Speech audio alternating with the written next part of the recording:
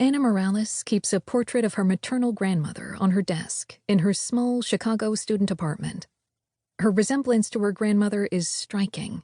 They share large, dark eyes, chestnut hair, and a narrow chin. Just seeing my grandmother smiling at me helps bring down my anxiety levels, Anna tells me when we meet for the first time. As we talk, Anna leans over a sketchbook and doodles with colored pencils. I wonder if drawing also helps her manage her anxiety.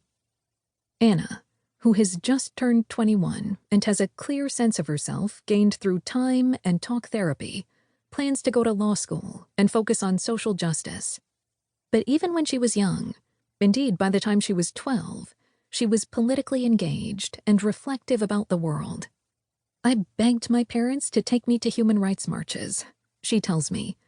Everywhere I looked, there was so much social and environmental injustice. Racism, voting rights, terrorism, global warming, climate change, spates of school shootings. On the one hand, I found a lot of confidence by being so engaged. I wrote op-eds for my middle school newspaper and sold candy bars to raise money for kids caught in the Middle East conflict. But immersing herself in larger social issues also made her feel as if the little things I was going through in my own teenage life couldn't be valid. I had this sense that it was silly for me to be upset about anything happening in my personal life. Toward the end of middle school, I became popular for the first time, Anna recalls. Then social media took over. Social media was terrible for me. I already had a lot of discomfort with my body image. So much of social media is imbued with this constant, pervasive sexism. That year, in middle school, a lot of girls would get together to watch TV shows like Pretty Little Liars, in which perfect-looking 20-somethings played perfect-looking 16-year-olds. They had Victoria's Secret fashion show viewing parties and posted pictures of themselves on Snapchat trying to look sexually mature and model perfect. That wasn't good for me or for my self-image. When Anna turned 14 and entered high school, the social scene grew far more challenging. The friends I'd had in middle school dropped me. They said I was too nice, and my concern for social justice was fake, that I was trying to get attention. I couldn't make new friends because my magnet school was so tiny. Anna's precocious self-awareness became a double-edged sword. As her peers made fun of her, she began to turn her capacity for observation and reflection against herself.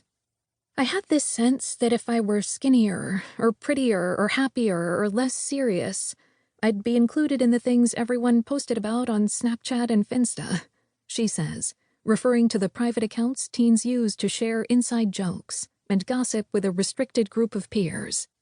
Maybe I'd even have a boyfriend. I assumed there was something missing in me, and that was the reason I was missing out. Using the language for self-reflection that comes with therapy, Anna sees, looking back, how the role models imposed by the world around me for how to be female were bombarding me from screens, phones, computers, TV, which everyone my age was on 6 or 7 hours a day. The screen version of the feminine ideal overshadowed real life.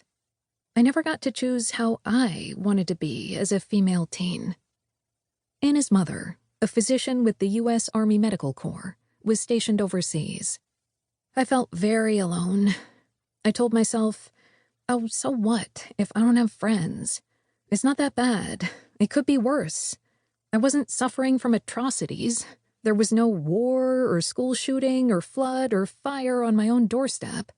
So how could my own sadness be valid? But inside, my depression snowballed. I didn't understand what I was so sad and fearful about.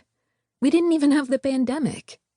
It was more like a pandemic of a growing feeling of unsafety about everything, everywhere I turned.